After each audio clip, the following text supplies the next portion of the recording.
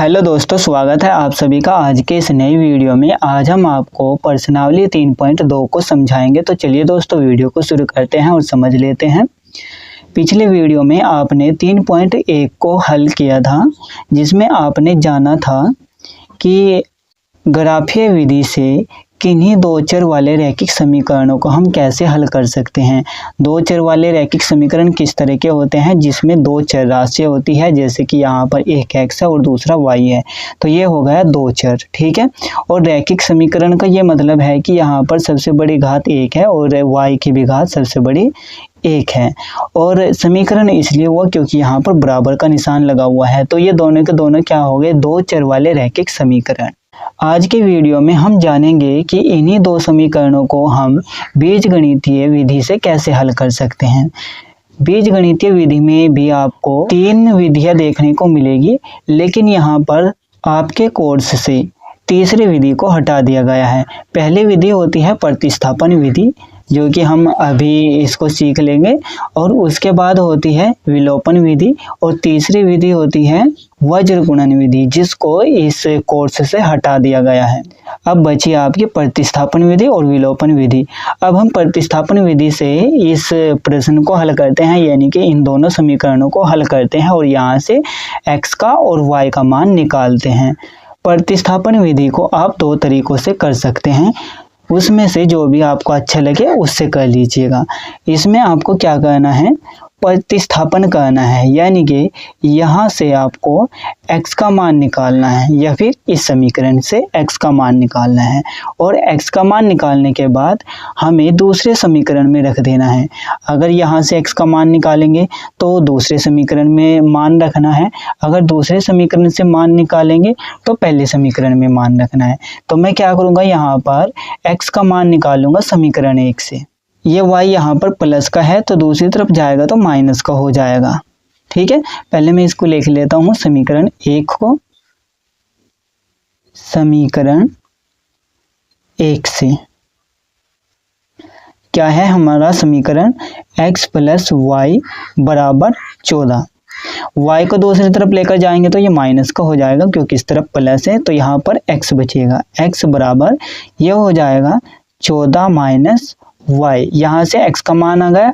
अब हमें इसको समीकरण 3 मान लेना है, ठीक है। यहाँ पर हमें क्या करना है, जो हमारे पास x का मान आया उसको हमें समीकरण 2 में रखना है, क्योंकि हमने x का मान समीकरण 1 से निकाला है, तो x का मान हम समीकरण 2 में रखेंगे। x का मान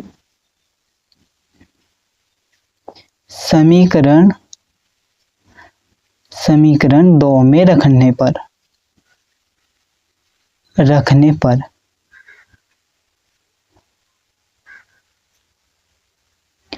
x के स्थान पर रख देंगे 14 माइनस y को। 14 माइनस y, यहाँ पर ब्रैकेट लगा देंगे, क्योंकि ये जो भी है x के स्थान पर लिखा हुआ है माइनस y, बराबर में क्या है 4। अब हम इस ब्रैकेट को हटा देंगे यहाँ से भागयोग की मदद लेकर के, ठीक है। तो यहाँ पर कुछ भी नहीं करना, बस सिंपल ब्रैकेट को हटा देना है। तो ये हो जाएगा 14 माइनस y बराबर 4। अब हमें यहाँ पर क्या करना है, जो भी चर राशि आपको एक जैसी दिख रही है उनको जोड़ देना है या फिर घटा देना है। यहाँ पर देखिए y की घात 1 है और यहाँ पर भी y की घात 1 है, तो ये दोनों चर राशि एक जैसी है, तो इनको हमें क्या तो जोड़ना है या फिर घटाना है। तो माइनस माइनस प्लस होता है, इसलिए हम इन दोनों को जोड़ देंगे। तो यहाँ पर लिखा हुआ है 1y और यहाँ पर भी 1y है, तो 1 और 1 हो जाएगा 2, और जो साथ में लगा हुआ है चर राशि उसको हमें इसके भी साथ में लगा देना है। और यहाँ पर देखिए माइनस के ज़्यादा है, क्योंकि ये भी माइनस का है और ये भी माइनस का है, तो माइनस का ही चिन्ह आएगा। जो संख्या सबसे बड़ी होती है उसी का हम यहाँ पर चिन्ह लगाते हैं। तो यहाँ पर दोनों संख्याएं बराबर है, तो इसलिए माइनस का चिन्ह लगा दिया। प्लस का 14 बचा हुआ है, तो इसको हम यहाँ पर लिख देंगे या फिर शुरू में लिख दो, वो आपकी मर्जी है। तो शुरू में लिख देता हूँ, चलो। तो ये हो जाएगा 14 माइनस 2y बराबर में क्या है 4। अब हमें y को प्लस में लेकर आना है, तो इसको हम दूसरी तरफ लेकर चले जाएंगे और 4 को इस तरफ लेकर आ जाएंगे, ठीक है।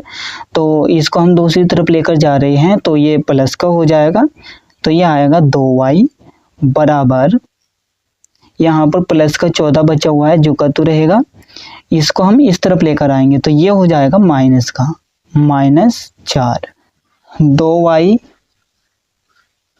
बराबर, प्लस और माइनस माइनस होता है तो हम बड़ी संख्या में से छोटी संख्या को घटाएंगे। 14 में से 4 को घटाएंगे तो 10 आएगा और यहाँ पर प्लस के ज़्यादा है तो प्लस का ही चिन्ह आएगा, तो प्लस के 10 हो जाएंगे।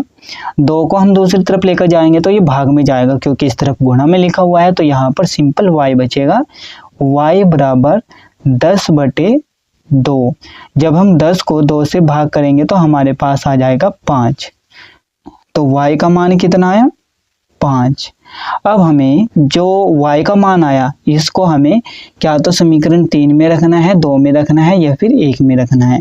मेरा कहने का ये मतलब है जो भी हमारे पास ये मान आएगा इसको हम तीनों समीकरणों में से किसी भी समीकरण में रख सकते हैं। लेकिन देखिए यहाँ पर हमारा y का मान आ गया, अब हमें x के मान की ज़रूरत है जो कि हमने यहाँ पर पहले ही निकाल लिया था। अगर हम y के स्थान पर 5 को रख देंगे तो यहाँ से सिंपल हमारा x का मान निकल कर आ जाएगा, तो हम समीकरण 3 में y का मान रख देंगे।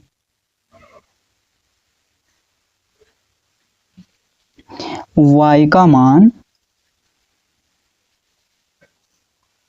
समीकरण 3 में रखने पर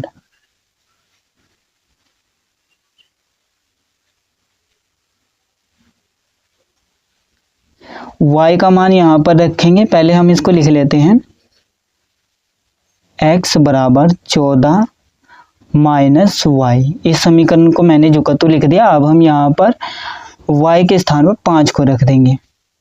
x बराबर 14 माइनस ये हो जाएगा 5। प्लस माइनस माइनस होता है तो बड़ी संख्या में से छोटी संख्या को घटाएंगे। 14 में से 5 को घटाएंगे तो 9 बचेगा और प्लस के ज़्यादा है यहाँ पर भी तो प्लस का ये चिन्ह आ जाएगा।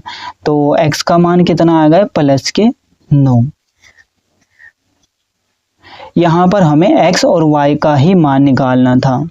यहाँ पर ये शब्द आया हुआ है प्रतिस्थापन। इसका ये मतलब है कि हमने जो यहाँ से समीकरण 1 से x का मान निकाला है, x के मान को हमने समीकरण 2 में प्रतिस्थापित कर दिया, तो ये हो गया प्रतिस्थापन। ठीक है, इसलिए हम प्रतिस्थापन विधि इसको कहते हैं। अब देखिए दूसरा तरीका क्या है इन दोनों समीकरणों को प्रतिस्थापन विधि से हल करने का, यानी कि x और y का मान निकालने का क्या तरीका है। इसमें हमें क्या करना है, क्या तो समीकरण 1 से y का मान निकालना है और 2 में प्रतिस्थापित कर देना है, या फिर समीकरण 2 से y का मान निकालना है और समीकरण 1 में प्रतिस्थापित कर देना है। इससे पिछले प्रश्न में हमने क्या किया था, x का मान निकाला था और प्रतिस्थापित कर दिया था। अब हम इसमें y का मान निकालेंगे और प्रतिस्थापित कर देंगे। देखिए अगर हम यहाँ से समीकरण 2 से y का मान निकालेंगे तो हमें कैलकुलेशन थोड़ी बड़ी पड़ेगी, क्योंकि हमें 3 को दूसरी तरफ लेकर भी जाना पड़ेगा, तभी हमारे पास y का मान आएगा। इसको तो हम लेकर जाएंगे ही जाएंगे, लेकिन 3 को भी तो ले जाना पड़ेगा। इसलिए अगर हम समीकरण 1 से y का मान निकालें तो ये इजीली आ जाएगा, यानी कि y को हम इस तरफ ले आएंगे और 3 को इस तरफ लेकर के आ जाएंगे, तो हमारे पास y का मान आ जाएगा। तो हम क्या करेंगे, समीकरण 1 से ही y का मान निकाल लेंगे। यहाँ पर लिखेंगे समीकरण 1 से इस समीकरण को लिख लेंगे पूरी को। 3x माइनस वाई बराबर 3, y को दूसरी तरफ लेकर जाएंगे और इसको इस तरफ ले आएंगे, तो ये हो जाएगा y बराबर 3x से जुका तो बचा हुआ है तो 3x, ये हो जाएगा माइनस का इस तरफ आकर के -3। इसको हम समीकरण 3 मान लेंगे। अब हमें y का मान प्रतिस्थापित करना है समीकरण 2 में, यानी कि y के स्थान पर ये रख देना है 3x माइनस 3 को। पहले हमें यहाँ पर लिखना पड़ेगा y का मान समीकरण 2 में रखने पर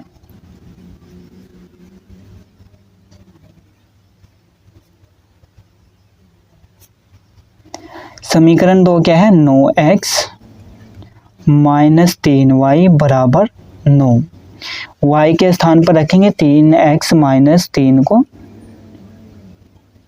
ये जो कतु रहेगा 9x माइनस 3, ये गुणा में लिखे हुए हैं दोनों आपस में, तो यहाँ पर ब्रैकेट लगा देंगे। इसका मतलब भी गुणा ही होता है। जहाँ पर ब्रैकेट होता है और उसके पास में कोई संख्या लिखी हुई होती है, इसका मतलब होता है कि दोनों आपस में गुणा में हैं।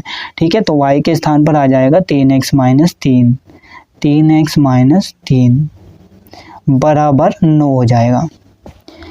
अब इस ब्रैकेट को खोल देंगे और -3 की गुणा अंदर कर देंगे, क्योंकि हमें किसी भी संख्या को उसके चिन्ह के साथ में ही लेना होता है। 9x -3 की गुणा प्लस के 3x के साथ करेंगे, तो गुणा के अंदर माइनस और प्लस, माइनस का चिन्ह बन जाता है, तो माइनस 3 तिया 9 और जो साथ में है यानी कि गुणा में है उसको भी लगा देना है। गुणा के अंदर माइनस और माइनस का चिन्ह मिलकर के हो जाता है प्लस का चिन्ह, तो प्लस का चिन्ह लगाएंगे। अब 3 की गुणा कर देंगे 3 के साथ में, तो 9 आ जाएगा, बराबर में 9 है। अब यहाँ पर जो भी आपको एक जैसे चर दिख रहे हैं उनको क्या तो जोड़ना है या फिर घटाना है, और जो संख्याएं बची हुई है यानी कि एक जैसी जो भी चीज़ यहाँ पर है उनको अलग अलग करके क्या तो जोड़ना है या फिर घटाना है। तो यहाँ पर प्लस का 9x है और माइनस का 9x है, तो ये दोनों कट जाएंगे क्योंकि प्लस के भी इतने ही हैं और माइनस के भी इतने ही हैं। तो यहाँ पर क्या बचा 9 बराबर 9, 9 बराबर 9। इसका मतलब है कि कोई भी संख्या बराबर है तो ये एक सत्य कथन है। यहाँ पर लिखेंगे जो कि सत्य कथन है।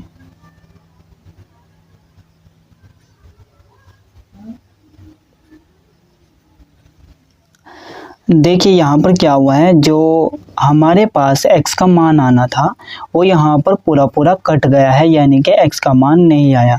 अब हम यहाँ से x का मान इन तीनों में से किसी भी समीकरण में नहीं रख सकते, यानी कि यहाँ से हमारे पास ना तो x का मान आया और ना ही y का मान आया।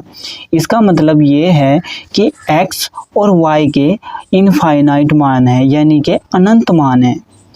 प्रश्नावली 3.1 में आपने नोटिस किया होगा कि अगर हमारे पास दो समांतर रेखाएं होती है तो उनसे हमें एक भी बिंदु प्राप्त नहीं होता है। ये होती है समांतर रेखाएं, यानी कि इन लाइनों को हम चाहे तो आगे की तरफ खींचे या फिर पीछे की तरफ खींचे तो इन दोनों के बीच की दूरी एक जैसी ही रहेगी। यानी जैसे यहाँ से यहाँ तक की दूरी 5 सेंटीमीटर है तो यहाँ पर भी 5 सेंटीमीटर रहेगी।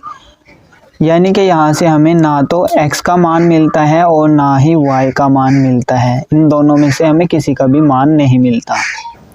ठीक है, अगर हमारे पास दो लाइनें होती हैं और वो एक दूसरे को काटती हुई जाती है, यानी कि प्रतिच्छेद कर देती है कुछ इस तरह से। ठीक है, तो यहाँ से हमारे पास x का मान मिलता है और y का मान मिलता है। उसके बाद हमारे पास एक तरह से और लाइनें खींचती है, जो एक लाइन दूसरी लाइन के ऊपर से होकर जाती हुई जाती है। ठीक है, तो इनको हम बोलते हैं समपाती रेखाएं, यानी कि एक ही रास्ते से होती हुई जा रही है। तो यहाँ से हमें x का भी मान मिलता है और y का भी मान मिलता है, लेकिन यहाँ पर हमें x का और y का इन दोनों का मान अनंत मिलता है, अनंत मान मिलते हैं। यानी कि x का कोई भी मान मिलता है और y का कोई भी मान मिलता है। अब यहाँ पर आपको ये समझना है कि अगर समांतर लाइनें हैं तो वहाँ से हमें ना तो x का मान मिलेगा और ना ही y का मान मिलेगा।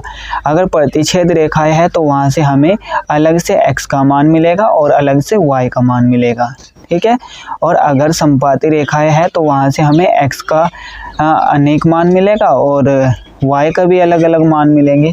तो इसका मतलब ये है कि यहाँ से, ठीक है, जो समांतर लाइनें हैं और समपाती लाइनें हैं, इन दोनों को आपको समझने की बहुत ज़्यादा ज़रूरत है। अगर यहाँ पर बराबर में, मतलब जैसे हम बराबर का चिन्ह लगाते हैं, अगर कोई संख्या बराबर आ जाती है समीकरणों को हल करते समय, तो हम उनको कहते हैं कि यहाँ से हमें x का भी मान मिल रहा है और y का भी मान मिल रहा है, लेकिन यहाँ से हमें इन दोनों के अनंत मान मिल रहे हैं। जैसे कि 10 बराबर 10 आ गया, या फिर 9 बराबर 9 आ गया, या फिर 25 बराबर 25 आ गया, क्योंकि ये दोनों संख्याएं आपस में बराबर है, ये भी बराबर है, ये भी बराबर है। अगर बराबर करके संख्याएं आ जाती है तो हम उनको कहते हैं कि ये जो कथन है वो सत्य है, और यहाँ से हमें x का और y का अनंत मान मिल रहा है। अगर समांतर रेखाएं है तो यहाँ पर क्या होता है, ये बराबर नहीं होता, यानी कि 9 डज नॉट बराबर 10 कुछ इस तरह से दिखाएगा, या फिर 25 डज नॉट बराबर करके 7, मतलब दोनों अलग अलग संख्याएं दिखाएगा, और जो कि वो बराबर नहीं है, इसलिए हम इसको काट देते हैं। तो यहाँ से हमें पता चलता है कि ये दोनों आपस में समांतर रेखाएं रहेंगी। अब यहाँ पर देखिए कंडीशन क्या अप्लाई हुई है कि हमारा 9 बराबर 9 आया है, यानी कि दोनों संख्याएं बराबर आई है, तो इसलिए हम कहेंगे कि x का और y का अनंत मान है। इसलिए तो यहाँ पर लिख देंगे अतः x तथा y के अनंत मान है।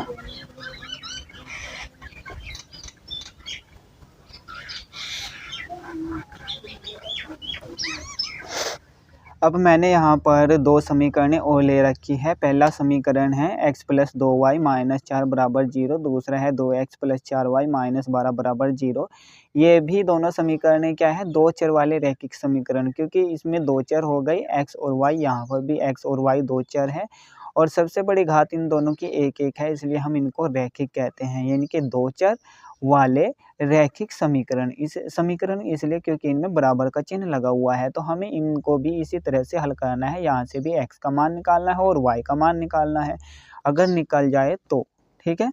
या फिर दो कंडीशन आ सकती है कि जो हमारा x है वो भी यहाँ से हट जाए और y भी हट जाए, तो लास्ट में क्या आ जाए, 9 बराबर 9, 25 बराबर 25, मतलब कोई भी संख्या क्या तो बराबर आ जाए या फिर दो संख्याएं अलग अलग आ जाए, यानी कि दो कंडीशन आ सकती है। या फिर तीसरी कंडीशन ये है कि x का मान अलग से आ जाए और y का मान अलग से आ जाए। तो देखते हैं यहाँ पर क्या होता है और क्या नहीं।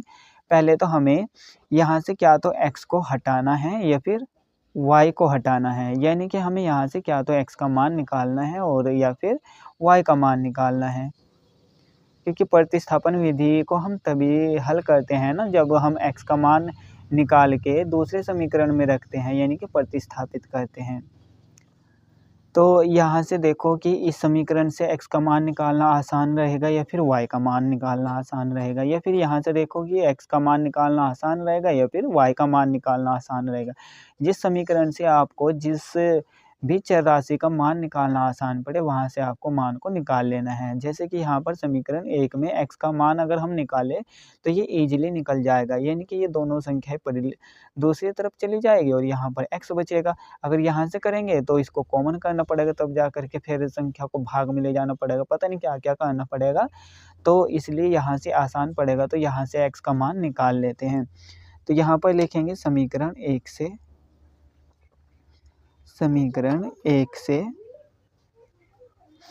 इस समीकरण को लिख देते हैं x प्लस 2y माइनस 4 बराबर 0। x को हम इसी तरफ रखेंगे, इन दोनों को दूसरी तरफ लेकर चले जाएंगे, तो x बराबर ये प्लस का हो जाएगा, ठीक है, प्लस 4, और ये हो जाएगा माइनस का, माइनस 2y। इसको हम समीकरण 3 मान लेते हैं, क्योंकि हमें यहाँ से x का मान जो है दूसरे समीकरण में रखना है। दूसरे समीकरण में इसलिए रखना है क्योंकि x का मान हमने समीकरण 1 से निकाला है। अगर समीकरण 2 से मान निकालते तो हमें इस x का मान रखना था समीकरण 1 में, तो इसका मान समीकरण 2 में रखेंगे। x का मान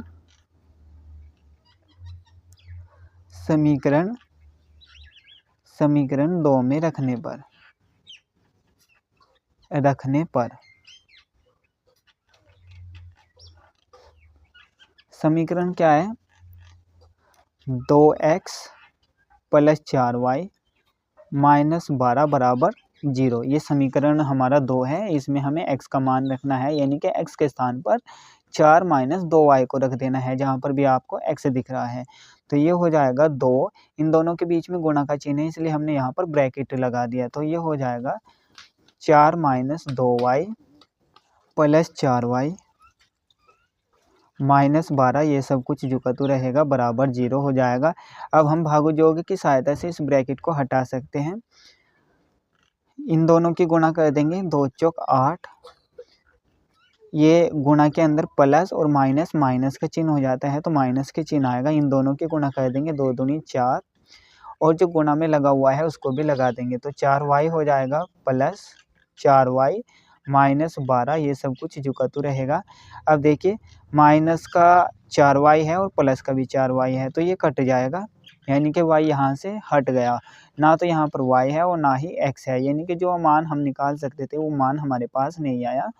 तो यहाँ से क्या आया, प्लस का 8 और माइनस का 12, ये आया। प्लस माइनस माइनस होता है तो बड़ी संख्या में से छोटी संख्या को घटाएंगे, यानी कि 12 में से 8 को घटाएंगे तो हमारे पास आ जाएगा 4, और यहाँ पर माइनस के ज़्यादा है तो माइनस का ही चिन्ह आ जाएगा बराबर 0। अब देखिए -4 कभी भी 0 के बराबर नहीं हो सकता, यानी कि यहाँ पर हम डज नॉट इक्वल का चिन्ह लगा देंगे। अगर हमारे पास कुछ इस तरह से आ जाता है तो हम कहते हैं कि हमें यहाँ से, यानी कि इन दोनों समीकरणों से हमें ना तो x का मान मिला है और ना ही y का मान मिला है, यानी कि ये दोनों रेखाएं हमारे पास जो आई है वो समांतर रेखाएं हैं। यहाँ पर लिखेंगे चूंकि, चूंकि का चिन्ह नीचे की तरफ होता है इस तरह से कुछ, ठीक है। तो यहाँ पर लिखेंगे इसलिए x और y का कोई मान नहीं है।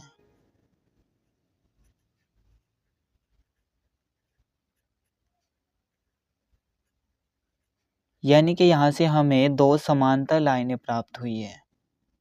प्रश्न 2 को देखिए, 2x प्लस 3y बराबर 11 और 2x माइनस 4y बराबर -24 को हल कीजिए और इससे m का वह मान ज्ञात कीजिए जिसके लिए y बराबर mx प्लस 3 हो। यहाँ पर हमें 2 रैखिक समीकरण दे रखे हैं, इनको हमें हल करना है और हल करने के बाद में हमें m का भी मान निकालना है। पहले हम इन दोनों समीकरणों को हल कर लेते हैं प्रतिस्थापन विधि से, जैसे हमने पीछे प्रश्नों को हल किया है ठीक उसी तरह से करेंगे। क्या तो आप यहाँ से x का मान निकाल लो या फिर y का मान निकाल लो, या फिर इस समीकरण से भी कर सकते हैं, तो जिससे आपको अच्छा लगे उससे आप निकाल सकते हैं। इनको लिख लेते हैं, 2x प्लस 3y बराबर 11, ये हो जाएगी समीकरण 1।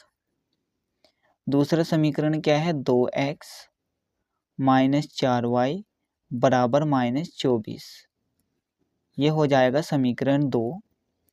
अब हम समीकरण 1 का यूज कर लेंगे और यहाँ से x का मान निकाल लेंगे समीकरण 1 से।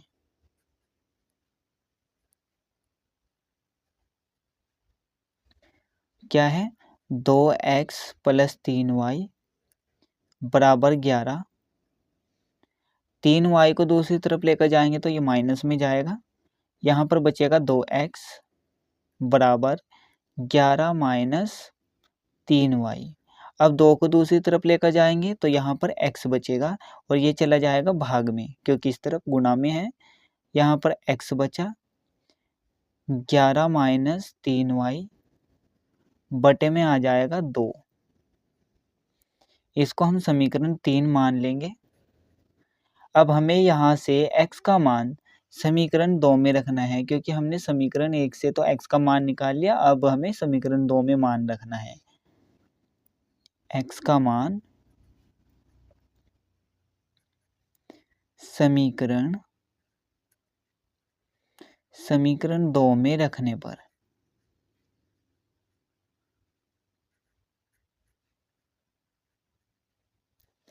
क्या है समीकरण 2, 2x माइनस 4y बराबर -24। x के स्थान पर इसको रख देंगे, जो भी हमारा आया यह हो जाएगा 2 गुना ये दोनों आपस में गुणा में लिखे हुए हैं तो x के स्थान पर आएगा 11 माइनस 3y, यहाँ पर ब्रैकेट लगा देंगे 11 माइनस 3y और बटे में है 2 माइनस 4y बराबर में है माइनस 24। अब 2 से 2 कट जाएगा क्योंकि ऊपर भी है और नीचे भी है। यहाँ पर क्या बचा 11 minus 3y, 11 minus 3y minus 4y बराबर में चल रहा है माइनस 24। 11 जो का तो रहेगा, माइनस माइनस प्लस होता है तो हम एक जैसी संख्याओं को जोड़ देंगे। यहाँ पर जो चर राशि है y है, ठीक है, यानी कि एक जैसा है, और जो इनकी घात है वो भी एक जैसी है, यानी कि सेम संख्या है। तो 3 और 4 जुड़ करके हो जाएगा 7, और जो इनका गुणांक है यानी कि चर राशि है उसको भी साथ में लगाना है तो 7y हो जाएगा। और यहाँ पर माइनस के ज़्यादा है तो माइनस का चिन्ह आएगा, माइनस 7y बराबर में माइनस 24 जो का तो रहेगा। 7y को हम दूसरी तरफ लेकर जाएंगे तो ये प्लस में हो जाएगा, और माइनस 24 को हम इस तरफ लेकर आ जाएंगे, ठीक है। y को हम दूसरी तरफ इसलिए लेकर जा रहे हैं क्योंकि जो भी चर राशि होती है उसको हमें प्लस में चाहिए होता है, तो ये दूसरी तरफ जाएगा तो प्लस का 7y हो जाएगा बराबर, ये जो का तो रहेगा इसी तरफ 11, 24 इस तरफ आएगा तो ये प्लस में हो जाएगा, प्लस 24, 7y बराबर, प्लस प्लस प्लस ही रहता है तो दोनों संख्याएं जुड़ जाएगी, 11 और 24 हो जाएगा 35। यहाँ पर प्लस के ही ज़्यादा है तो प्लस का ही चिन्ह आएगा। 7 को दूसरी तरफ लेकर जाएंगे तो भाग में जाएगा क्योंकि इस तरफ गुणा में है, तो यहाँ पर y बचेगा, y बराबर हो जाएगा 35 बटे में 7। 35 को 7 से भाग कर देंगे तो 5 आएगा, यानी कि y का मान कितना आ गया 5। अब हमें y का मान समीकरण 3 में रख देना है, तो यहाँ से हमारे पास x का भी मान निकल कर आ जाएगा। आप चाहो तो इनमें से किसी भी समीकरण में y का मान रख सकते हैं, लेकिन हमें यहाँ पर x का मान पहले ही निकाल लिया है तो हम समीकरण 3 में y का मान रख देंगे तो x का मान भी आ जाएगा। अब हमें y का मान समीकरण 3 में रख देना है। यहाँ पर लिखेंगे y का मान समीकरण 3 में रखने पर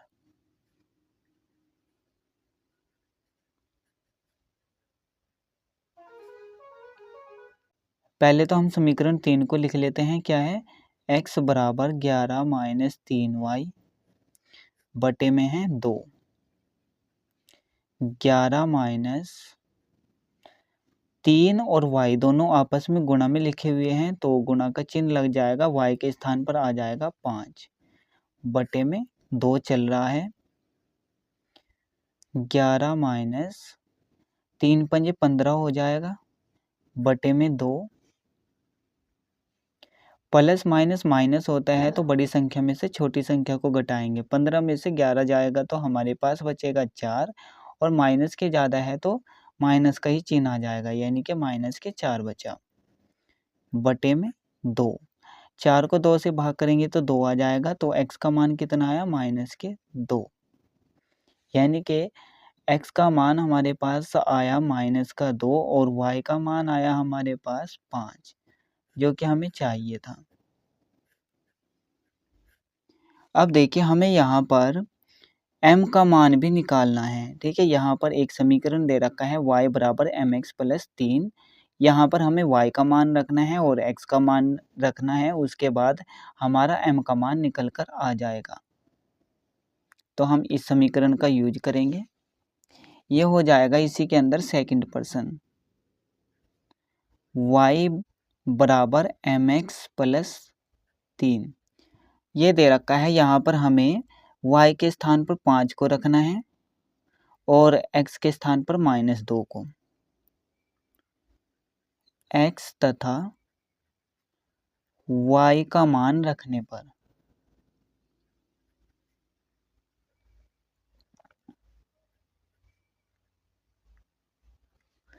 y के स्थान पर 5 आ जाएगा बराबर, ये दोनों गुणा में हैं तो m रहेगा गुणा x के स्थान पर आ जाएगा -2, इसको हम ब्रैकेट में करके लिखेंगे +3 5 बराबर ये हो जाएगा -2m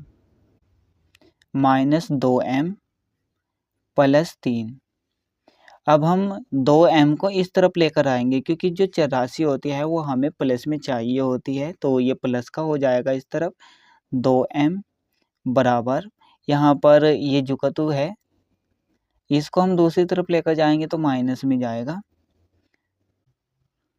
2m बराबर प्लस माइनस माइनस होता है तो बड़ी संख्या में से छोटी संख्या को घटाएंगे, 5 में से 3 जाएगा तो 2 बचेंगे, माइनस के ज़्यादा है तो माइनस का चिन्ह आ जाएगा, यानी कि माइनस के 2 बचा। अब 2 से 2 कैंसिल आउट हो जाएगा, यानी कि जब हम 2 को इस वाले 2 को दूसरी तरफ लेकर जाएंगे तो ये भाग में जाएगा तो हमारे पास 1 बचेगा, यानी कि m का मान कितना आया -1। तो यहाँ से हमारे पास m का मान आ गया -1।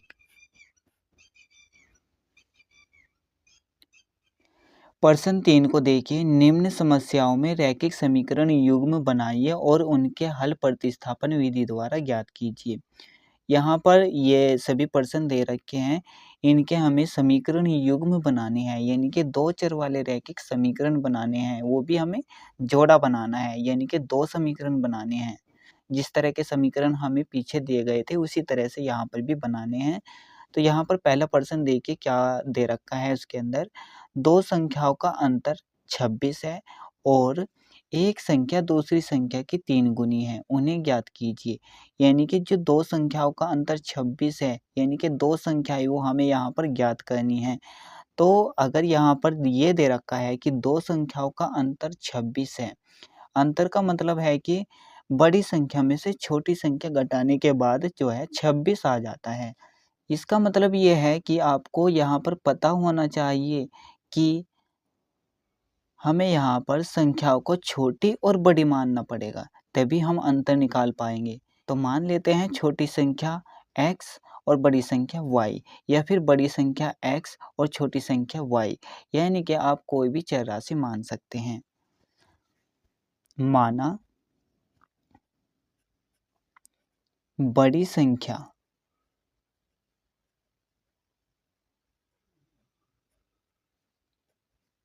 x तथा छोटी संख्या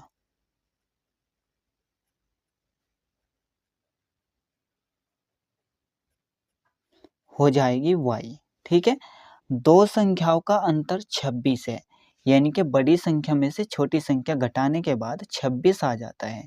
तो यहाँ पर लिखेंगे प्रश्न के अनुसार, प्रश्नानुसार, यानी कि प्रश्न के अनुसार क्या कहा है, 2 संख्याओं का अंतर, यानी कि बड़ी संख्या में से छोटी संख्या घटाने के बाद 26 आ जाता है, यानी कि बराबर करके 26 आता है। तो x में से y को घटाएंगे तो 26 आ जाएगा, यानी कि x माइनस वाई बराबर 26। तो ये हो गई समीकरण 1। अब हमें दूसरा समीकरण भी निकालना है। यहाँ पर दे रखा है कि एक संख्या दूसरी संख्या की 3 गुनी है, यानी कि जो संख्या बड़ी होगी वही तो 2 गुनी, 3 गुनी, 4 गुनी, 5 गुनी होगी इस तरह से। तो यहाँ पर बड़ी संख्या x है, यानी कि x छोटी संख्या का कितना भी गुना हो सकता है, यहाँ पर दे रखा है 3 गुना। ठीक है, यानी कि बड़ी संख्या x छोटी संख्या का 3 गुना है तथा x बराबर 3 गुना है छोटी संख्या का। तो ये हो जाएगी समीकरण 2। अब हमें यहाँ से क्या तो x का मान निकालना है या फिर y का मान निकालना है। आप चाहो तो समीकरण 1 से निकाल लो, आप चाहो तो समीकरण 2 से निकाल लो। यहाँ पर देखिए x का मान निकला हुआ है, तो हम क्या करेंगे, x का मान समीकरण 2 से समीकरण 1 में रख देंगे। समीकरण 2 से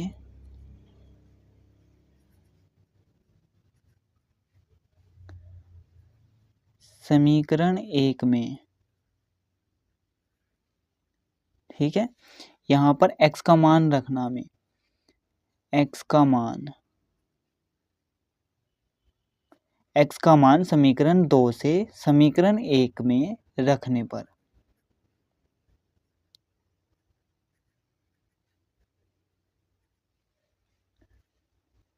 x माइनस वाई, x के स्थान पर आ जाएगा 3y माइनस वाई, ये जो कतु रहेगा बराबर में है 26।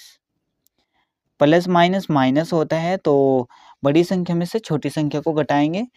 यहाँ पर जो चर राशि है वो सेम है और जो घात है वो भी सेम है, यानी कि संख्या सेम है। ठीक है, तो सेम संख्या में से सेम संख्या को घटा भी सकते हैं और जोड़ भी सकते हैं। तो ये हो जाएगा 3 में से 1 जाएगा तो 2 बचेगा और यहाँ पर प्लस के ज़्यादा है तो प्लस का चिन्ह आएगा, यानी कि प्लस के 2y बचेगा बराबर 26। 2 को दूसरी तरफ लेकर जाएंगे तो भाग में जाएगा क्योंकि इस तरफ गुणा में है और यहाँ पर y बचेगा, y बराबर 26/2। 26 को 2 से भाग कर देंगे तो 13 बचेगा, यानी कि y का मान आ गया 13। अब हमें y का मान रखना है समीकरण 2 में। आप चाहो तो कोई सी भी समीकरण में रख सकते हैं। y का मान समीकरण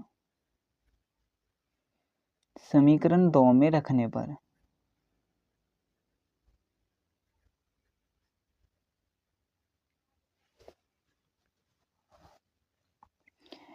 x बराबर 3 गुना y,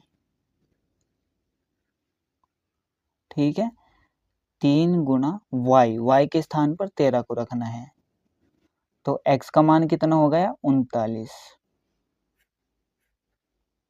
x का मान 39 हो गया और y का मान 13 हो गया। अगर आप इन दोनों संख्याओं का अंतर निकालोगे तो 26 आएगा, यानी कि बड़ी संख्या में से छोटी संख्या को घटाएंगे तो 26 आएगा। बड़ी संख्या क्या है x यानी कि 39। 39 में से छोटी संख्या को घटाना है यानी कि y को। 39 में से 13 को घटाएंगे तो 26 आ जाएगा। प्रश्न 2 को देखिए। दो संपूरक कोणों में बड़ा कोण छोटे कोण से 18 डिग्री अधिक है, उन्हें ज्ञात कीजिए। हमें दो कोण ज्ञात करने हैं, लेकिन वो किस तरह से ज्ञात करने हैं, पहले हमें दो समीकरणें बनानी है वही वाली, यानी कि दो चर वाले रैखिक समीकरण बनाने हैं और उनसे हमें छोटा कोण और बड़ा कोण दोनों ज्ञात करने हैं, जिनको हम एक को x मान लेंगे और एक को y मान लेंगे। आप चाहो तो कोई भी चर राशि मान सकते हैं, x y z कुछ भी। माना बड़ा कोण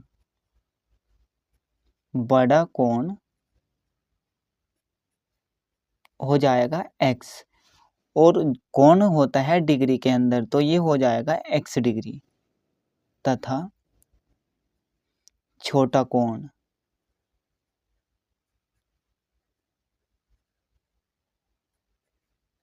ये हो जाएगा y डिग्री। अब यहाँ पर दे रखा है दो संपूरक कोणों में बड़ा कोण छोटे कोण से 18 डिग्री अधिक है। संपूरक कोण होता है अगर दो कोणों का योग 180 डिग्री हो तो उनको हम संपूरक कोण कहते हैं। यहाँ पर दो कोण हो गए, एक बड़ा कोण एक छोटा कोण, एक है x डिग्री का एक है y डिग्री का, तो इन दोनों कोणों का योग होगा 180 डिग्री के बराबर। प्रश्नानुसार यानी कि प्रश्न के अनुसार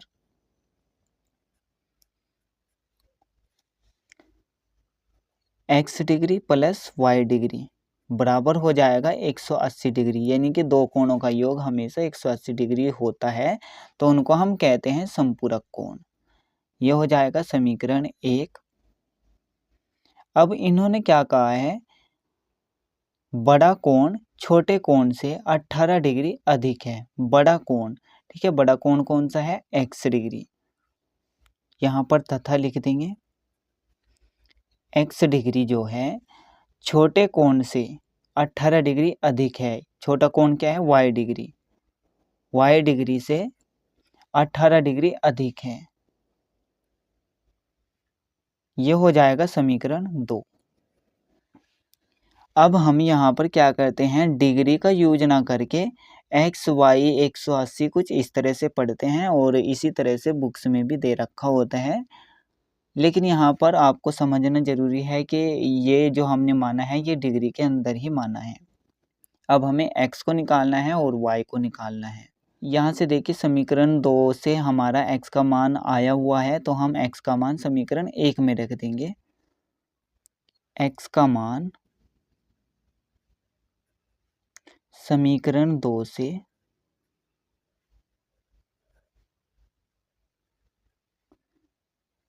समीकरण 1 में रखने पर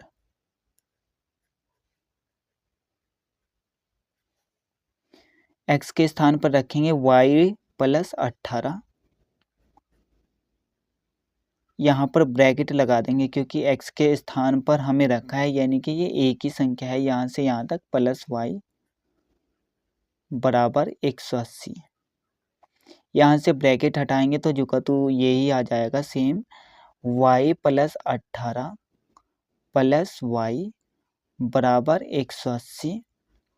y और y हो जाएगा 2y जुड़ करके प्लस 18 बराबर 180। 18 को दूसरी तरफ लेकर जाएंगे तो ये माइनस में जाएगा, यहाँ पर 2y बचेगा, ये झुका तो रहेगा 180, ये हो जाएगा माइनस में 18। 2y बराबर प्लस माइनस माइनस होता है तो बड़ी संख्या में से छोटी संख्या को घटाएंगे। 180 में से 18 जाएगा तो कितना बचेगा, 180 में से 18 को घटाएंगे तो 162 बचेगा। यहाँ पर प्लस के ज़्यादा है तो इसलिए यहाँ पर प्लस का चिन्ह आएगा। अब 2 को दूसरी तरफ लेकर जाएंगे तो ये भाग में जाएगा क्योंकि इस तरफ गुणा में लिखा हुआ है, और इस तरफ क्या बचेगा y। 162 बटे में आ जाएगा 2। 162 को 2 से भाग करेंगे तो हमारे पास क्या आएगा, 2 अट्ठे 16, 2 एकम 2 यानी कि 81। y का मान कितना आ गया, 81 डिग्री। अब हमें y का मान समीकरण 2 में रख देना है। y का मान समीकरण 2 में रखने पर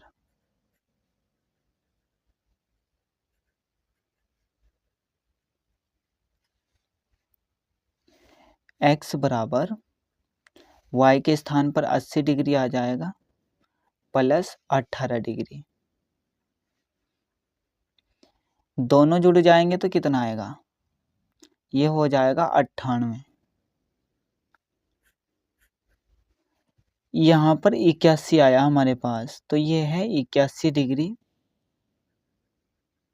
ठीक है, 81 डिग्री है तो ये कितना हो जाएगा, 99।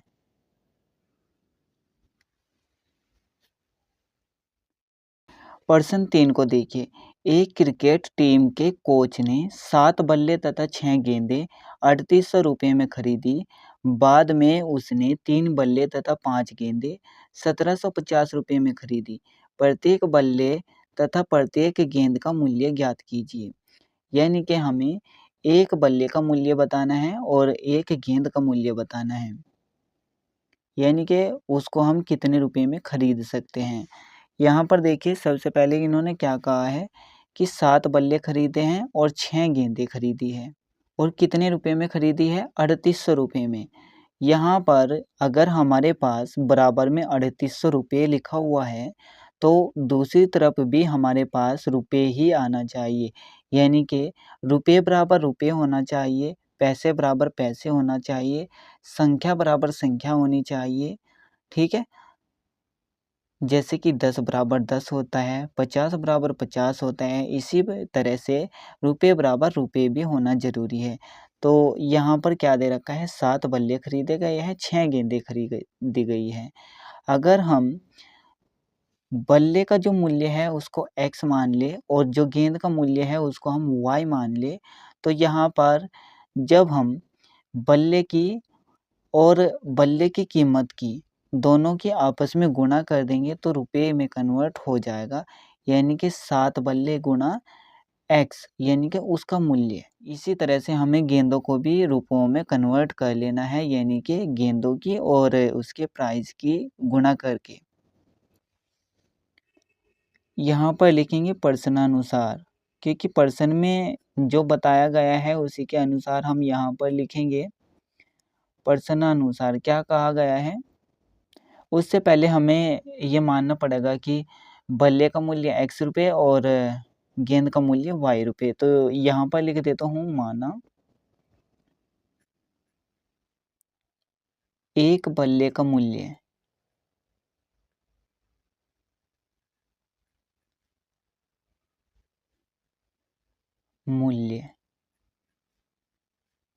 x रुपये तथा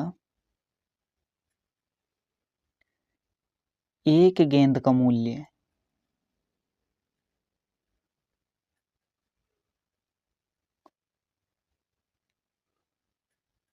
कितना हो जाएगा y रुपये। ठीक है, अब प्रश्न के अनुसार 7 बल्ले तथा 6 गेंदें 3800 रुपये की हैं। जब हम बल्लों की और उसके एक बल्ले के मूल्य की गुणा करेंगे तो वो रुपए में कन्वर्ट हो जाएगा। ठीक है, तो 7 गुणा x हो जाएगा, 7x प्लस करेंगे 6 गुणा y बराबर हो जाएगा 3800 रुपये। अगर हम यहाँ पर 7 को x के साथ गुणा ना करते तो यहाँ पर ये बल्ले ही रहते, यानी कि ये बल्ले और ये हो जाती बॉल यानी कि गेंद। बल्ले और गेंद जुड़ करके आपस में रुपये थोड़ा ही ना होता, तो इसलिए हमें इन दोनों को रुपयों में कन्वर्ट करना था, इसलिए हमने ये इसका जो प्राइस है उससे गुणा कर दी। ये हो गया हमारा समीकरण 1। इसी तरह से हमें समीकरण 2 को भी निकालना है, क्योंकि हमें इन समस्याओं को प्रतिस्थापन विधि से हल करना है। अब दूसरा यहाँ पर क्या बताया गया है, 3 बल्ले तथा 5 गेंदें 1750 रुपये की है। यहाँ पर भी हमें इनके प्राइस से इनको गुणा कर देना है और बराबर में रुपयों को लिख देना है, क्योंकि ये भी रुपयों के अंदर कन्वर्ट हो जाएगा। तथा 3 गुणा x प्लस 5 गुणा y लिखा हुआ है, 5 गुणा y बराबर कितने रुपए के हैं, 1750 के। इसको हम समीकरण 2 नाम दे देते हैं। अब आप यहाँ से इन दोनों समीकरणों को जैसे चाहो वैसे हल कर सकते हैं। तो मैं क्या करूँगा, यहाँ पर समीकरण 1 से x का मान निकाल लूँगा, 6y को दूसरी तरफ लेकर जाएंगे। ठीक है, समीकरण 1 से 7x 3800 माइनस में चला जाएगा 6y, x बराबर 7 भाग में चला जाएगा इस तरफ, तो ये हो जाएगा 3800 माइनस 6y बटे में आ जाएगा 7। इसको समीकरण 3 नाम दे देते हैं। x का मान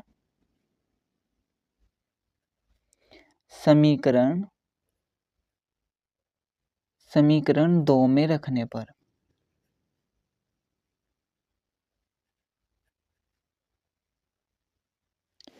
क्योंकि हमने x का मान समीकरण 1 से निकाला है, तो अब हम x का मान समीकरण 2 में रखेंगे।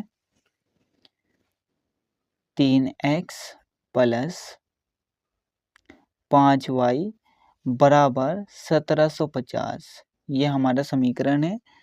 x के स्थान पर रखेंगे इसको 3, इस यहाँ पर ब्रैकेट लगा देंगे क्योंकि इन दोनों के बीच में गुणा का चिन्ह है, तो ये हो जाएगा 3800 माइनस 6y बटे में आ जाएगा 7 प्लस 5y बराबर 1750। 3 के गुणा अंदर कर देंगे, 3 0 0 फिर से 0 आएगा, 3 8 24 हासिल 2, 3 3 9 और 2 हासिल के 11, 3 6 18 माइनस के 18y बटे में 7 प्लस 5y बराबर 1750, ये जो का तो रहेगा। अब हम यहाँ पर 5y के बटे में 1 मान लेते हैं और लैसा ले लेते हैं। 7 और 1 का लैसा हमारे पास 7 ही आ जाएगा, तो बटे में 7 आएगा। अब हमें 7 का पाड़ा तब तक पढ़ना है जब तक कि 7 ना आ जाए। तो हमारे पास 1 आया, 1 की गुणा ऊपर कर देंगे तो हमारे पास ये जुकतू ही आ जाएगा 11,400 माइनस 18y। अब हमें 1 का पाड़ा तब तक पढ़ना है जब तक कि 7 ना आ जाए। तो हमारे पास 7 आया, 7 की गुणा अब ऊपर कर देनी है तो ये हो जाएगा 35y प्लस का 35y बराबर में चल रहा है 1750। अब हम क्या करेंगे, 7 को दूसरी तरफ लेकर जाएंगे, या फिर आप इस तरह से भी कर सकते हैं, इसके बटे में 1 मान लो और यहाँ पर वज्र गुणा कर दो। चाहे तो वज्र गुणा कर लो या फिर इस 7 को दूसरी तरफ लेकर चले जाओ, दोनों एक ही बात है। तो 7 को इस तरफ लेकर आएंगे तो ये गुणा में चला जाएगा, क्योंकि इस तरफ भाग में लिखा हुआ है। तो यहाँ पर बचेगा 11,400 माइनस 18y प्लस 35y बराबर 1750 गुणा में आ जाएगा 7। 11,400 जुकतू रहेगा, माइनस प्लस माइनस होता है तो बड़ी संख्या में से छोटी संख्या को घटाएंगे, यानी कि 35 में से 18 को घटाएंगे तो कितना बचेगा, 17 बचेगा। और प्लस के ज़्यादा है तो प्लस का चिन्ह आ जाएगा, यानी कि प्लस के 17y बराबर इन दोनों की आपस में गुणा कर देंगे। 7 0 0 7 पंजे 35 हासिल 3 7 7 7 49 49 और 3 हो जाएगा 52 हासिल 5 7 कम 7 और 5 हो जाएंगे 12। अब हम क्या करेंगे, 11,400 को दूसरी तरफ लेकर जाएंगे, क्योंकि इस तरफ प्लस में है तो दूसरी तरफ जाएंगे तो माइनस में आ जाएंगे। ठीक है, तो यहाँ पर बचेगा 17y बराबर ये जुकतू रहेगा 12,250, ये माइनस में आ जाएगा 11,400। 17y जुकतू रहेगा बराबर प्लस माइनस माइनस होता है तो बड़ी संख्या में से छोटी संख्या को घटाएंगे। 12,250 में से घटाना है 11,400 को।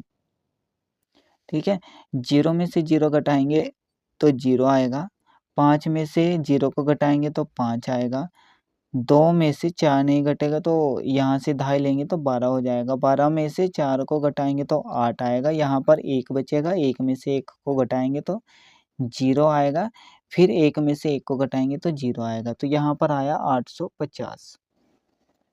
17 को दूसरी तरफ लेकर जाएंगे तो ये भाग में जाएगा, क्योंकि इस तरफ गुणा में लिखा हुआ है। तो यहाँ पर बचेगा y, ये हो जाएगा 850 बटे में 17। अब हमें 850 को 17 से भाग करना है तो हमारे पास आ जाएगा 50। 17 पंजे 85 होता है और ये 0 यहाँ पर लग जाएगा, यानी कि y का मान कितना आया, 50। अब हमें y का मान समीकरण 3 में रख देना है। समीकरण 3 था हमारे पास x बराबर 3800 माइनस 6y बटे में 7। ये हमारा समीकरण 3 था। अब हमें y का मान यहाँ पर रखना है, तो यहाँ से हमारा x का मान भी निकल कर आ जाएगा। y का मान समीकरण 3 में रखने पर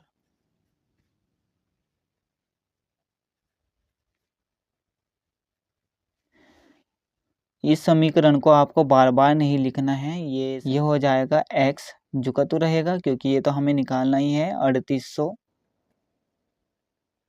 माइनस 6 गुणा y के स्थान पर क्या आएगा, 50, जो कि हमने अभी अभी निकाला है, बटे में 7। 3800 माइनस ये इन दोनों की गुणा कर देंगे तो क्या आएगा, 6 पंजे 30, यानी कि 300 हो जाएगा। ये 0 भी लगाना है ना, बटे में 7। 3800 में से 300 को घटाना है तो कितना बचेगा? 3500। 3500 यहाँ पर प्लस के ज़्यादा है तो प्लस का चिन्ह आएगा, बटे में 7। 3500 को 7 से भाग करेंगे तो कितना आ जाएगा? 7 पंजे 35 और यहाँ पर 2 जीरो लगी हुई है तो इनको भी लगा देना है। तो x का मान हो जाएगा 500। x को हमने माना था बल्ले का मूल्य और y को हमने माना था गेंद का मूल्य, यानी कि एक बल्ले का मूल्य हो गया 500 रुपये। इसलिए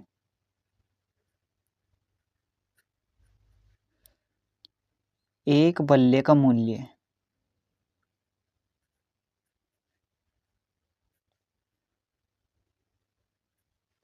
क्या था? x, जो कि हमारा 500 रुपये आया, तथा एक गेंद का मूल्य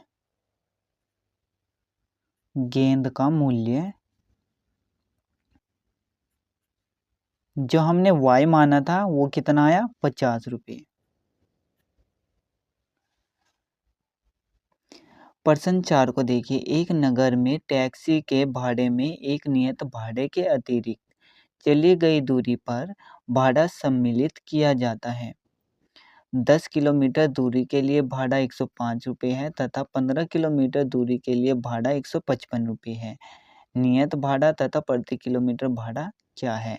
एक प्रश्न ये हो गया और दूसरा प्रश्न यहाँ पर पूछा है कि एक व्यक्ति को 25 किलोमीटर यात्रा करने के लिए कितना भाड़ा देना होगा। यहाँ पर 2 प्रश्न पूछे गए हैं तो दोनों के आंसर आपको देने हैं। यहाँ पर भी आपको 2 रैखिक समीकरण युग्म बनाने हैं, 2 चर वाले। कैसे बनेंगे देखते हैं।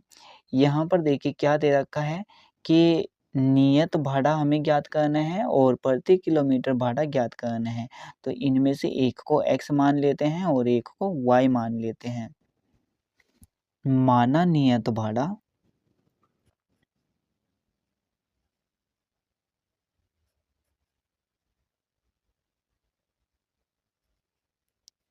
x रुपये तथा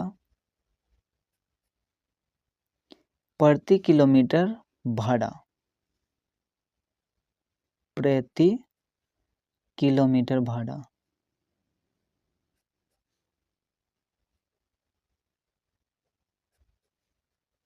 ये हो जाएगा y रुपये। नियत भाड़ा वो होता है जो आपको देना ही होता है, यानी कि वो फिक्स है, वो आपको देना ही पड़ेगा। और प्रति किलोमीटर भाड़ा वो भाड़ा है जो 1 किलोमीटर पे आपको कुछ न कुछ देना होता है। जैसे कि 1 किलोमीटर पर 5 रुपये देने होते हैं या फिर 10 रुपये देने होते हैं। तो उसी हिसाब से 2 किलोमीटर पर हो जाएगा 10 रुपये, 3 किलोमीटर पर हो जाएगा 15 रुपये, 4 किलोमीटर पर हो जाएगा 20 रुपये। अगर हम 1 किलोमीटर पर 5 रुपये दे रहे हैं तब।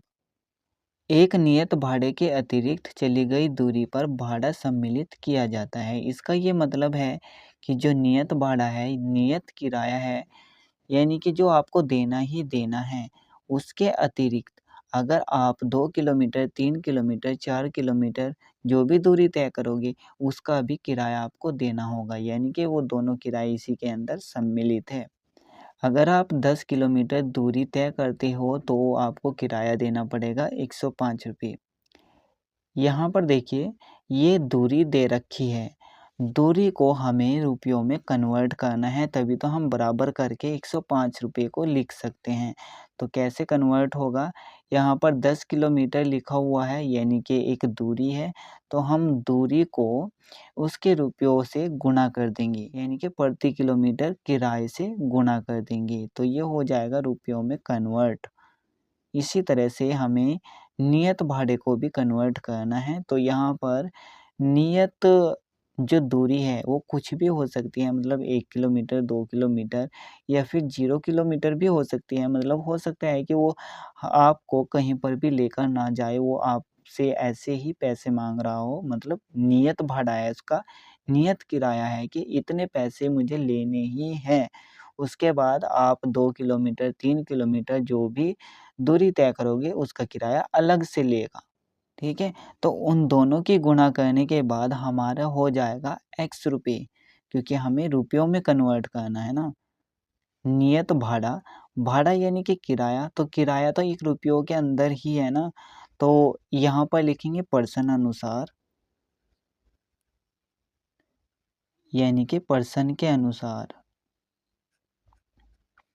नियत भाड़ा तो हमारा x रुपए है, जो कि हमें रुपयों के अंदर कन्वर्ट करना होता है और हमारा पहले से ही ये रुपयों के अंदर है, तो हमें इसको कन्वर्ट करने की ज़रूरत नहीं पड़ी। तो हमें 10 किलोमीटर को रुपयों के अंदर कन्वर्ट करना पड़ेगा, तो इसको हम क्या कर देंगे, इसके प्रति किलोमीटर किराए से गुणा कर देंगे, तो ये जो किलोमीटर है रुपयों के अंदर कन्वर्ट हो जाएगा। तो ये किराया और ये किराया जो 10 किलोमीटर दूरी के लिए हमें दिया है, मतलब हम देंगे टैक्सी वाले को, तो ये हो जाएगा प्लस करके 10y बराबर, ये अगर इन दोनों रुपयों को जोड़े यानी कि दोनों किराए को जोड़े तो हमारा आएगा 105 रुपये। ये हो जाएगा समीकरण 1। इसी तरह से हमारा समीकरण 2 भी आ जाएगा। नियत भाड़ा तो हमें देना ही पड़ेगा, क्योंकि यहाँ पर जो नियत भाड़ा है वो सम्मिलित किया गया है। ठीक है? तो x रुपये तो हमें देने ही पड़ेंगे, प्लस तो 15 को गुणा कर देंगे y से। 15y बराबर कितने रुपए हो जाएंगे, 155 रुपये, जो कि हमें देने पड़ेंगे। यह हो जाएगा समीकरण 2। अब आप चाहो इन समीकरणों को कैसे भी हल कर सकते हैं। समीकरण 1 से x का मान निकाल लेते हैं। समीकरण 1 से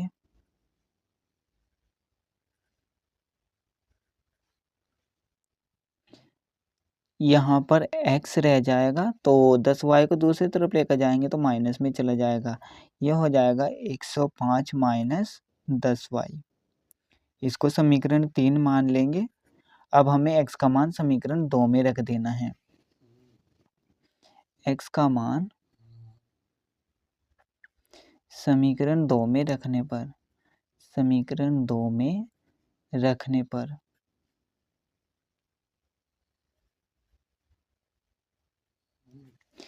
समीकरण 2 में रखेंगे x का मान, यानी कि x के स्थान पर 105 माइनस 10y को रख देंगे। तो शुरू में ही रखेंगे, यहाँ पर ब्रैकेट लगा देंगे, 105 माइनस 10y प्लस 15y बराबर में है 155। ब्रैकेट को हटा देंगे तो जो तो ही आ जाएगा, 105 माइनस 10y प्लस 15y बराबर में है 155। 105 जो कतु रहेगा, क्योंकि यहाँ पर कोई भी ऐसी संख्या नहीं है जो इसके जैसी हो, मतलब संख्या नहीं है। और यहाँ पर सेम संख्या दिख रही है आपको, यानी कि सेम चर राशि दिख रही है y, और घात भी सेम है, तो इन दोनों को जोड़ भी सकते हैं, घटा भी सकते हैं। माइनस प्लस माइनस होता है, तो बड़ी संख्या में से छोटी संख्या को घटाएंगे, 15 में से 10 को घटा देंगे तो प्लस का 5y बचेगा, क्योंकि प्लस के ज़्यादा हैं। प्लस 5y बराबर 155।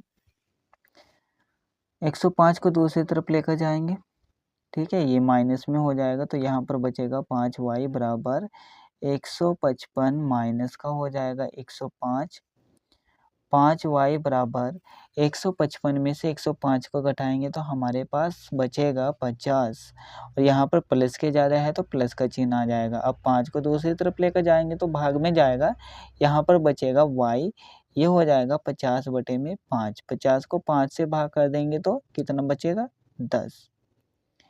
5 दशम 50 हो जाएगा, यानी कि y का मान कितना आया, 10।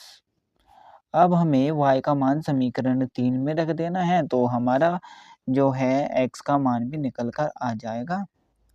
इसी लाइन के नीचे हमें लिखना है यहाँ पर x का मान, नहीं, y का मान रखना है ना समीकरण 3 में, तो यहाँ पर रखेंगे y का मान समीकरण 3 में रखने पर, समीकरण 3 में रखने पर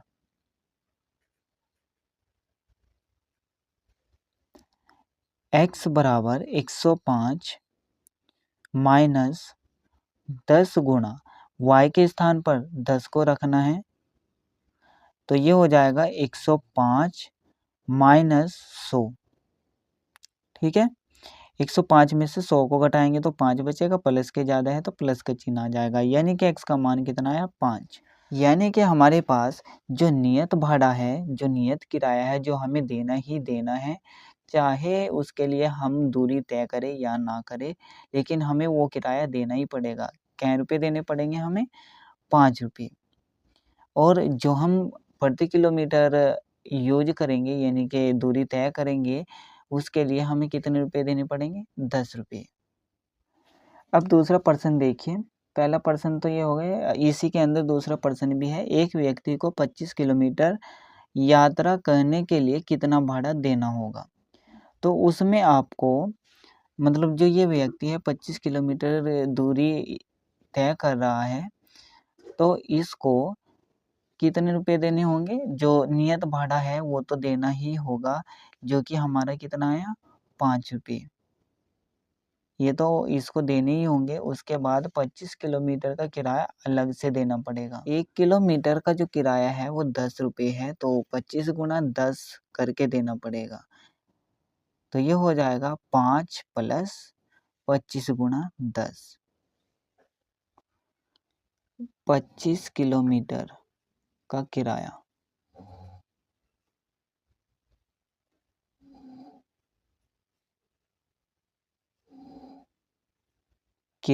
यानी कि भाड़ा, ये हमें ज्ञात करना है। अब नियत भाड़ा कितना आया हमारा? नियत भाड़ा यानी कि जो किराया हमें देना है वो कितना था? x, हमारा आया 5 रुपये। तथा प्रति किलोमीटर भाड़ा कितना आया? प्रति किलोमीटर भाड़ा यानी कि किराया जो हमने माना था ये वो था y, और हमारा कितना है? 10 रुपये। तो हमें नियत भाड़ा तो देना ही पड़ेगा, यानी कि x रुपये तो देना ही पड़ेगा ना। और यहाँ पर 25 किलोमीटर की बात हुई है, तो उसका हमें प्रति किलोमीटर भाड़े से गुणा भी करनी पड़ेगी, यानी कि y से गुणा करनी पड़ेगी। ठीक है, तो x का मान कितना है? 5 रुपये प्लस 25 गुणा y कितना है? 10 रुपये, जो कि हमारा आया।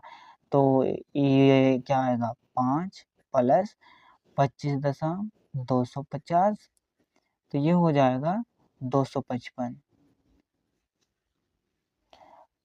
यानी कि 25 किलोमीटर दूरी तय करने के लिए किराया देना पड़ेगा 255 रुपये।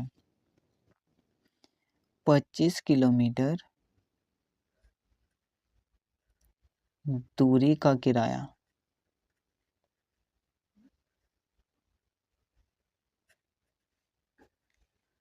कितना है? 255 रुपये।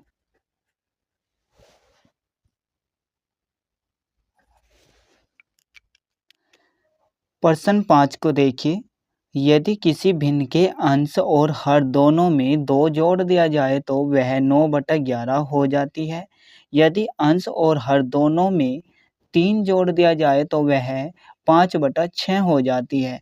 वह भिन्न ज्ञात कीजिए। भिन्न हमेशा अंश और हर के रूप में होती है। जो ऊपर लिखते हैं वो हमारा अंश होता है, और जो नीचे लिखते हैं वो हमारा हर होता है। तो यहाँ पर हम अंश को मान लेते हैं कि x है, और हर को मान लेते हैं कि वह y है। ठीक है, माना अंश x है तथा हर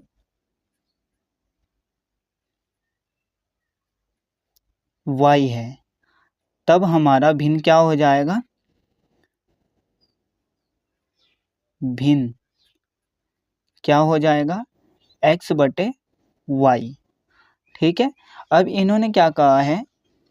यदि किसी भिन्न के अंश और हर यानी कि x में और y में 2 जोड़ दिया जाए, यानी कि ऊपर भी और नीचे भी, तो वह 9/11 हो जाता है। यहाँ पर पर्सन के अनुसार बताया गया है, तो हम यहाँ पर लिखेंगे पर्सनानुसार। पर्सनानुसार यानी कि पर्सन के अनुसार।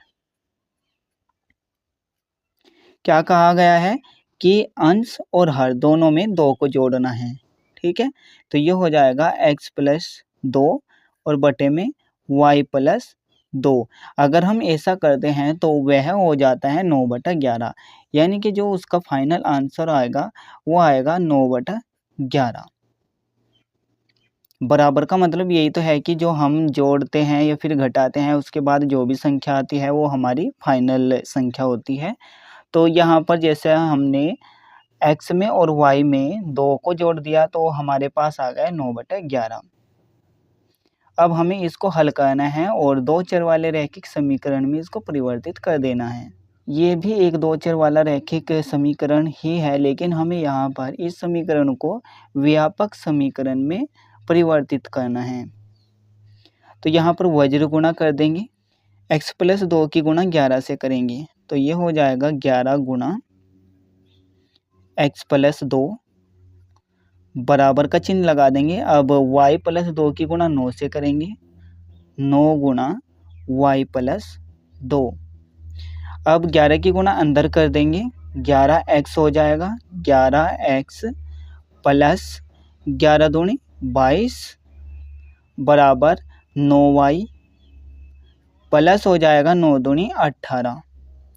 अब हमें क्या करना है, जो भी एक जैसी संख्या है उनको आपस में क्या तो जोड़ना है या फिर घटाना है।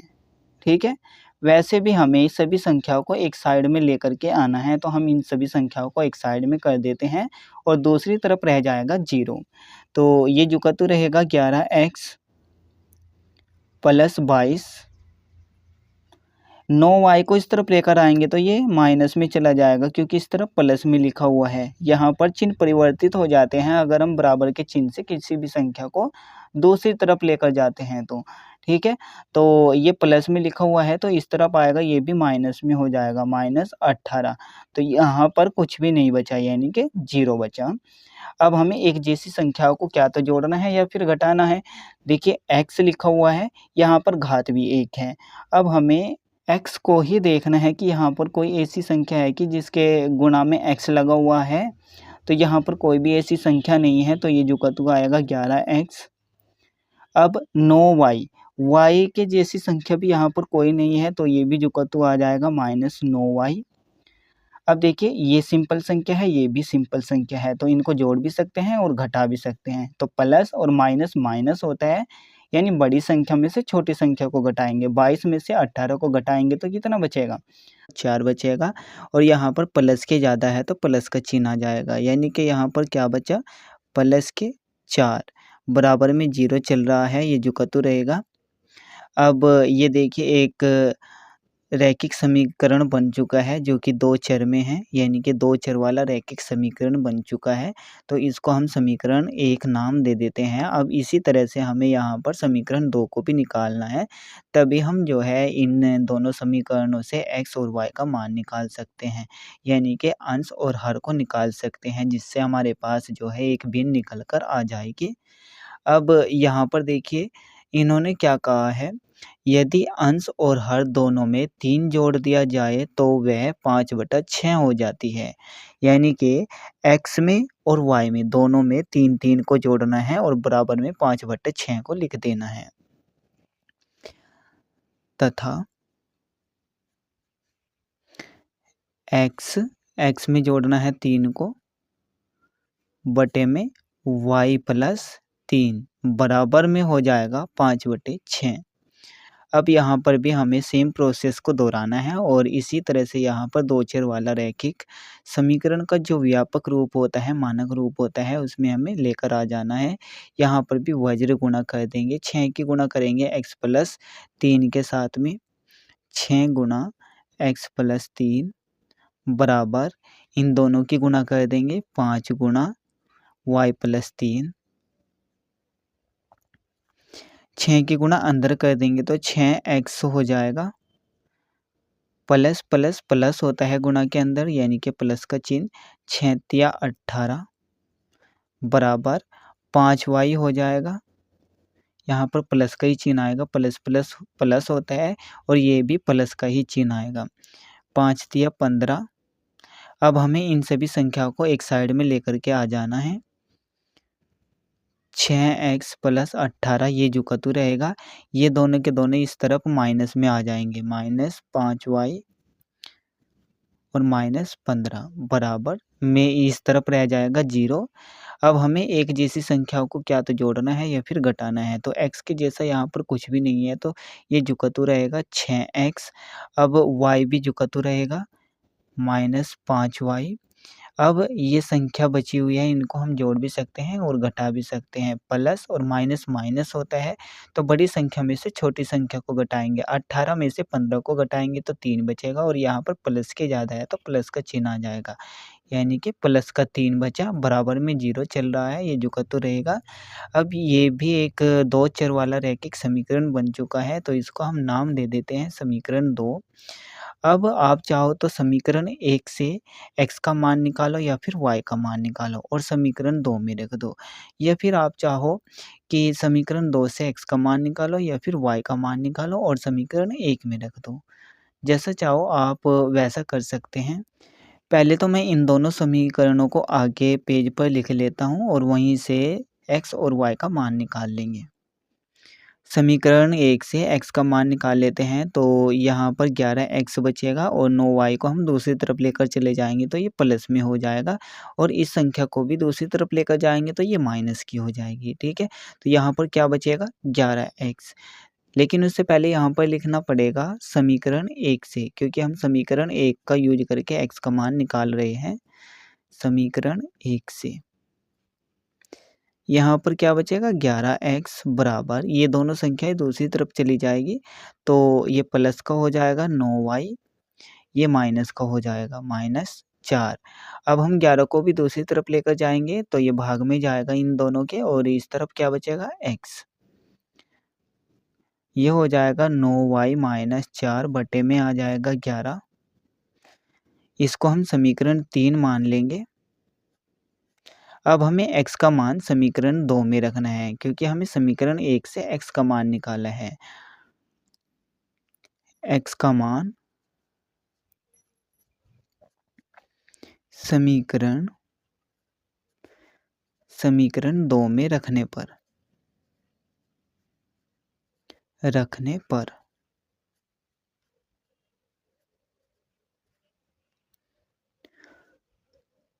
6 गुणा x के स्थान पर रखा जाएगा 9y -4 बटे में 11, तो ये हो जाएगा 6 गुणा, तो ये आ जाएगा 9y -4 बटे में 11 -5y +3 बराबर में 0 चल रहा है। अब हम 6 की गुणा अंदर की तरफ कर देंगे, यहाँ पर बटे में 1 मान लेंगे, ऊपर की गुणा ऊपर कर देंगे, नीचे की गुणा नीचे कर देंगे। ठीक है, तो 6 की गुणा 9y -4 के साथ में करेंगे तो ये हो जाएगा 6 नम 54y, 54y plus minus minus हो जाता है। ठीक है, गुणा के अंदर यानी कि माइनस का चिन्ह। 6 चौक 24 बटे में हो जाएगा 11 -5y +3 बराबर 0। इसके बटे में 1 मान लेंगे और इसके भी बटे में 1 मान लेंगे। अब इन सभी संख्याओं का जो नीचे की तरफ लिखी हुई है उनका हम लसाअ लेंगे, यानी कि 11 1 1 इनका लसाअ लेंगे तो हमारे पास लसाअ आएगा 11। 11 लसाअ आ जाएगा। अब हमें 11 का पहाड़ा तब तक पढ़ना है जब तक कि ये वाला 11 ना आ जाए। तो हमारे पास 1 आया, 1 की गुणा ऊपर करनी है जो ये संख्या लिखी हुई है। जब हम 1 की गुणा इसके साथ में करेंगे तो यही सेम संख्या आ जाएगी, यानी कि 5y -24 आ जाएगा जुकतु।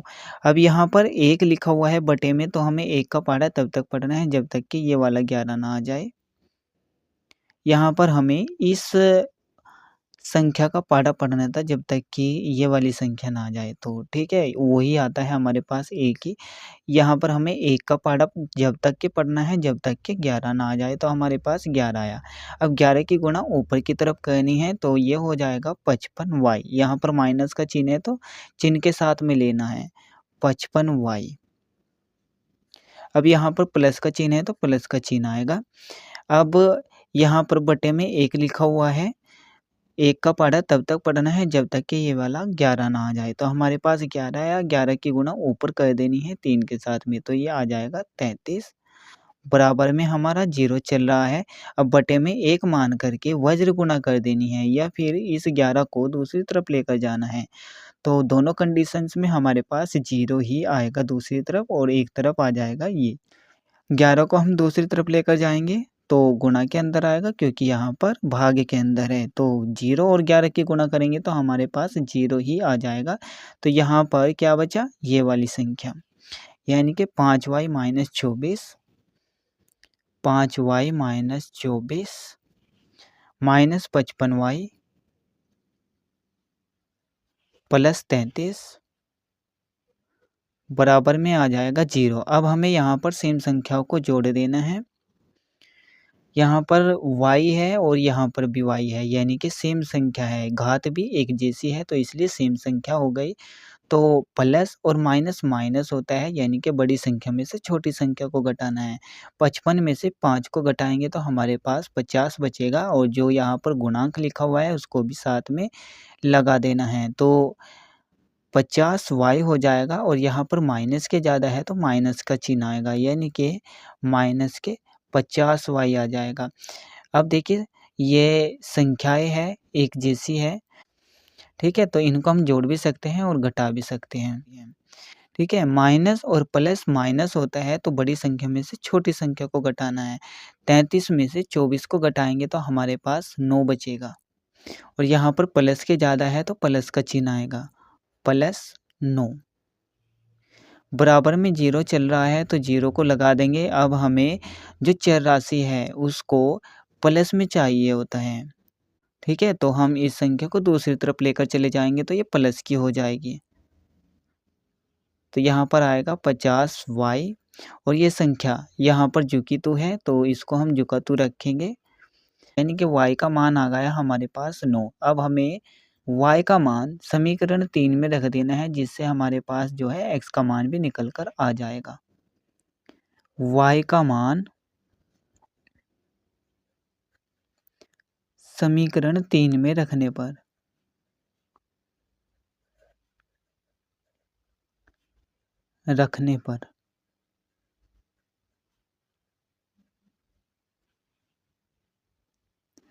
x बराबर 9 गुणा y, 9 गुणा y के स्थान पर रख देंगे 9 को, -4 बटे में 11, x बराबर 9 नम 81 -4 बटे में हो जाएगा 11, ये जुकातु रहेगा।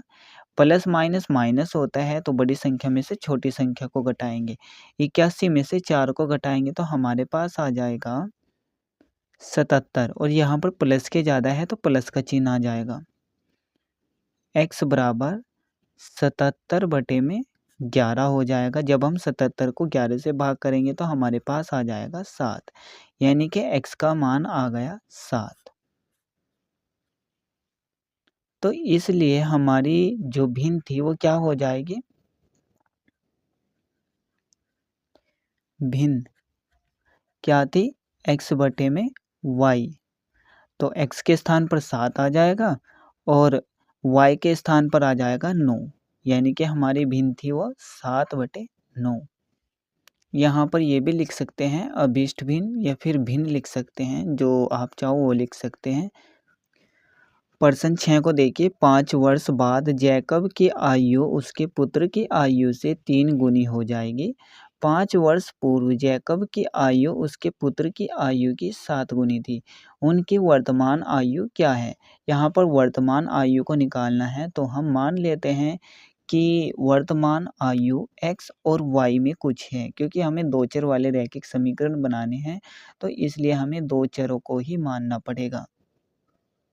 तो यहाँ पर देखिए क्या कुछ कहा गया है, उसी के हिसाब से हम x और y को मानेंगे।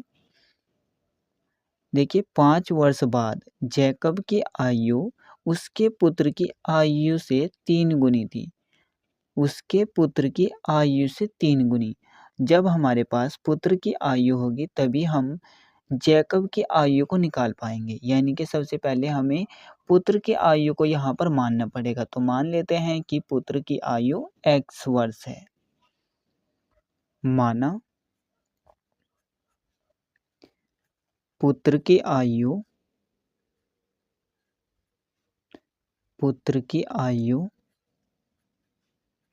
हो जाएगी x वर्ष।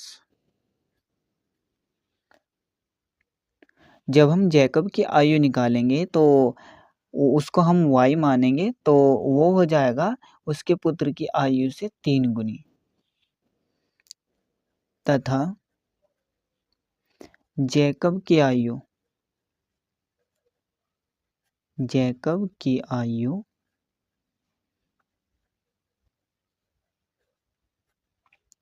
इसको मान लेते हैं y वर्ष है। ये वर्तमान आयु है इसलिए हम x और y के रूप में मानेंगे। यहाँ पर ये जो भी यहाँ पर कंडीशन दे रखी है इनसे हमारे पास समीकरण मिलेगी, तो इसलिए हम इनको अब अप्लाई करेंगे यहाँ पर प्रश्न के अनुसार लिख करके। प्रश्नानुसार यानी कि प्रश्न के अनुसार क्या कहा है, 5 वर्ष बाद, यानी कि जो इनकी आयु है पुत्र की आयु और जैकब की आयु इन दोनों में 5 वर्ष को जोड़ देना है, यानी कि x + 5 और y + 5। ठीक है, दोनों में जोड़ना है। तो 5 वर्ष बाद जैकब की आयु उसके पुत्र की आयु से 3 गुनी हो जाएगी। यानी कि जैकब की आयु क्या है y वर्ष, तो इसमें भी 5 वर्ष को जोड़ना है, इसमें भी 5 वर्ष को जोड़ना है, तो ये हो जाएगा y + 5 वर्ष। ठीक है, तो इसकी आयु इसके पुत्र से 3 गुनी है। तो पुत्र की आयु कितनी है x, लेकिन इसमें भी 5 वर्ष को जोड़ना है, तो ये हो जाएगा x + 5 और कितनी गुनी है 3 गुनी, तो 3 से गुणा कर देंगे। यानी कि जैकब की आयु पुत्र की आयु से 3 गुनी है, लेकिन वो भी 5 वर्ष बाद, यानी कि 5 वर्ष को जोड़ने के बाद। अब हमें यहाँ से समीकरण 1 को निकाल लेना है। ठीक है, यानी कि दो चर वाला रैखिक समीकरण बना देना है। जो भी यहाँ पर कैलकुलेशन होती है उसको कर देना है और व्यापक रूप में इसको लेकर आ जाना है। y + 5 ये जुकतु रहेगा बराबर 3 की गुणा अंदर कर देंगे 3x हो जाएगा, प्लस और प्लस ये प्लस का चिन्ह ही रहेगा गुणा के अंदर, 3 पंजे 15। अब हम क्या करेंगे, इन सभी संख्याओं को एक साथ लेकर आ जाएंगे। ये जुकतु रहेगा y + 5, इन दोनों को इस तरफ लेकर आएंगे तो दोनों माइनस में आएंगे, -3x और -15 बराबर में आ जाएगा 0। अब जो संख्याएं जुड़ती हैं उनको जोड़ दो और जो नहीं जुड़ती उनको ऐसे ही रहने दो, यानी कि जुड़ती हो तो जोड़ो तो घटती हो तो घटा दो। तो यहाँ पर y के जैसा कोई भी नहीं है तो y जुकतु रहेगा, x के जैसा भी यहाँ पर कोई संख्या नहीं है तो ये भी जुकतु रहेगी -3x।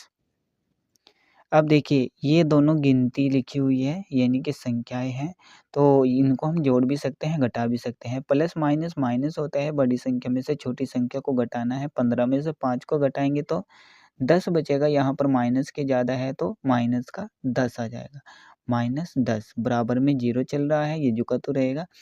अब देखिए हम किस तरह से समीकरणों को लिखते हैं, पहले x को लिखते हैं, उसके बाद y को लिखते हैं, उसके बाद z को लिख सकते हैं। आप चाहो तो इसको यहाँ पर भी समीकरण 1 मान सकते हैं, लेकिन मैं क्या करूँगा यहाँ पर x को शुरू में लिखूँगा, y को बाद में, और अगर z होता तो z को उसके बाद में लिखता। तो यहाँ पर जो भी संख्याएं शुरू में होती हैं हम मानकर चलते हैं कि वो संख्याएं प्लस में हो, यानी कि जो शुरुआत की संख्या हो वो हमेशा प्लस में हो। हम इस तरह से समीकरण को बनाते हैं। तो इसका चिन्ह परिवर्तित कर देंगे तभी तो हमारे पास प्लस का आएगा, यानी कि इन सभी संख्याओं को हम दूसरी तरफ लेकर चले जाएंगे तो ये सभी संख्याएं चिन्हों के साथ बदल जाएगी। शुरू में x को लिखना है तो ये दूसरी तरफ जाएगी तो ये प्लस का हो जाएगा 3x। उसके बाद y को लिखना है तो ये दूसरी तरफ जाएगा तो माइनस का y हो जाएगा। उसके बाद संख्याओं को लिखना है तो ये दूसरी तरफ जाएगा तो ये प्लस का हो जाएगा, +10 बराबर 0। यह हो जाएगा समीकरण 1। अब देखिए दूसरी कंडीशन क्या है, इन्होंने क्या कहा है, 5 वर्ष पूर्व यानी कि पहले, यानी कि x में से 5 वर्ष को घटा देना है और y में से भी 5 वर्ष को घटा देना है, यानी कि दोनों की आयु में से 5-5 वर्ष को कम कर देना है। तो उसके बाद कंडीशन क्या है, जैकब की आयु उसके पुत्र की आयु की 7 गुनी थी। ठीक है, पहले की बात हो रही है तो यहाँ पर थी ही आएगा ना। तो यहाँ पर 3 गुनी है और यहाँ पर 7 गुनी थी पहले। यहाँ पर प्लस किया था और यहाँ पर माइनस करना है अब की बार। ठीक है, सेम वही कंडीशन है, यानी कि जैकब की आयु को लिखना है उसके पुत्र की 7 गुनी करके। तो ये हो जाएगा y माइनस 5 वर्ष तथा y माइनस 5 वर्ष। ठीक है, जैकब की आयु हो गई 5 वर्ष पहले की, बराबर करना है पुत्र की आयु वो भी 5 वर्ष पहले की। तो पुत्र की आयु कितनी है x, इसमें से 5 वर्ष को कम कर देना है।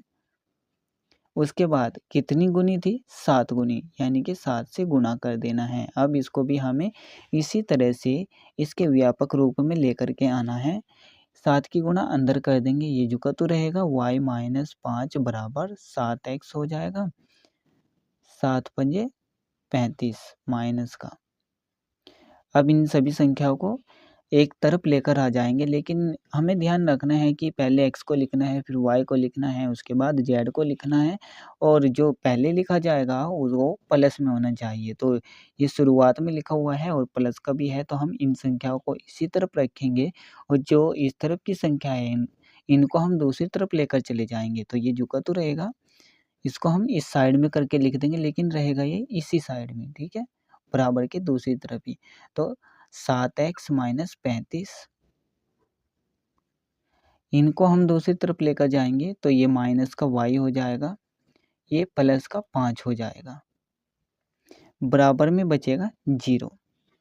अब अगर कोई संख्या एक जैसी है तो उनको जोड़ सकते हैं या घटा सकते हैं। x के जैसा कुछ भी नहीं है तो 7x जुका तो रहेगा, y के जैसा भी कुछ नहीं है तो माइनस का y, ये x है 7x, तो ये हो जाएगा माइनस y। अब देखिए ये संख्याएं लिखी हुई है तो इनको जोड़ सकते हैं या फिर घटा सकते हैं, लेकिन वो डिसाइड कैसे करेगा, जब हमें संख्याओं का पता होगा कि कब हम जोड़ते हैं और कब घटाते हैं। तो माइनस और प्लस ये दोनों चिन्ह मिल कर के माइनस हो जाते हैं, यानी कि बड़ी संख्या में से छोटी संख्या को हमें घटाना पड़ेगा। 35 में से 5 को घटाएंगे तो 30 बचेगा और यहाँ पर माइनस के ज़्यादा है तो माइनस का चिन्ह आएगा, माइनस के 30 बराबर में 0 चल रहा है हमारा। अब देखिए 7x माइनस y माइनस 30 बराबर 0, ये भी एक व्यापक समीकरण आ चुका है दो चर वाले रैखिक समीकरणों का। ठीक है, तो इसको हम समीकरण 2 मान लेते हैं। अब आप चाहो तो समीकरण 1 से x का मान निकालो या फिर y का मान निकालो और समीकरण 2 में रख दो, या फिर आप चाहो कि समीकरण 2 से x का मान निकालो या फिर y का मान निकालो और समीकरण 1 में रख दो। जैसा चाहो वैसा कर सकते हैं। तो मैं क्या करूँगा, समीकरण 1 से x का मान निकालूँगा और समीकरण 2 में रख दूँगा। लेकिन यहाँ पर जो y का मान है वो हमें निकालना ईज़ी पड़ेगा। आप चाहो तो y का मान यहाँ से भी निकाल सकते हो या फिर यहाँ से भी निकाल सकते हो। तो मैं समीकरण 1 से y का मान निकाल लेता हूँ। समीकरण 1 से ये वाला y इस तरफ आ जाएगा तो प्लस का हो जाएगा, जो कि हमें प्लस में चाहिए ही होता है। तो y बराबर ये हो जाएगा 3x प्लस 10, 3x प्लस 10। ये हो जाएगा समीकरण 3। अब हमें y का मान समीकरण 2 में रख देना है, क्योंकि हमें समीकरण 1 से y का मान निकाला है। y का मान समीकरण 2 में रखने पर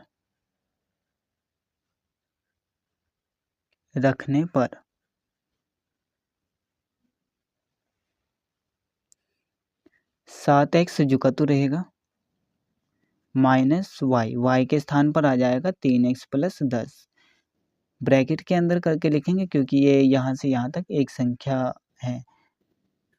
3x प्लस 10 माइनस 30 बराबर में 0 चल रहा है, ये झुका तो रहेगा। अब हम इस ब्रैकेट को हटा देंगे यहाँ से। 7x माइनस के गुणा अंदर करेंगे तो इनके चिन्ह बदल जाएंगे, यानी कि माइनस और प्लस गुणा के अंदर माइनस का चिन्ह हो जाता है, तो ये हो जाएगा 3x माइनस प्लस माइनस का चिन्ह हो जाता है गुणा के अंदर, तो माइनस 10 हो जाएगा, माइनस 30 बराबर 0। अब एक जैसी संख्याओं को जोड़ना है या फिर घटाना है। प्लस माइनस माइनस होता है, बड़ी संख्या में से छोटी संख्या को घटाएंगे। 7 में से 3 जाएगा तो 4 बचेगा, प्लस की ज़्यादा है तो प्लस का चिन्ह आ जाएगा, यानी कि प्लस के 4x। यहाँ पर माइनस माइनस प्लस हो जाता है तो दोनों संख्याएं जुड़ जाएगी। 10 और 30 हो जाएगा 40। यहाँ पर माइनस के ज़्यादा है तो माइनस का चिन्ह आएगा, माइनस 40 बराबर 0। यहाँ पर देखिए 4 इन दोनों में कॉमन है, यानी कि 4 यहाँ पर भी आ जाएगा और यहाँ पर भी आ जाएगा, यानी कि 4 के पाड़े में 4 भी आ जाएगा और 4 के पाड़े में 40 भी आ जाएगा, इसलिए यहाँ पर 4 कॉमन हो जाएगा। 4 कॉमन हो गया, यहाँ से x बचा और यहाँ से माइनस का 10 बचा। 4 दशम 40 होता है बराबर 0। 4 को दूसरी तरफ लेकर जाएंगे तो भाग में जाएगा, क्योंकि इस तरफ गुणा में है, तो 0/4 कितना होगा, 0 ही हो जाएगा। क्योंकि अगर हम 0 को किसी भी संख्या से भाग करते हैं तो हमारे पास हमेशा 0 ही आता है, ये ध्यान रखने वाली बात है। x माइनस 10 यहाँ पर बचा, x माइनस 10 बराबर में आ जाएगा 0, क्योंकि 0 कोई भी संख्या हो, यानी कि 0 को हम किसी भी संख्या से भाग दो तो हमारे पास 0 ही आ जाता है। तो यहाँ से x का मान कितना आ गया, 10। ठीक है, x का मान 10 आ गया। अब हमें x का मान समीकरण 3 में रख देना है, क्योंकि यहाँ से हमारे पास डायरेक्ट y का मान आ जाएगा। तो यहाँ पर जगह कम है, इसलिए मैं यहाँ पर आगे कैलकुलेशन कर देता हूँ। x का मान समीकरण 3 में रखने पर, x का मान समीकरण 3 में रखने पर, समीकरण 3 में रखने पर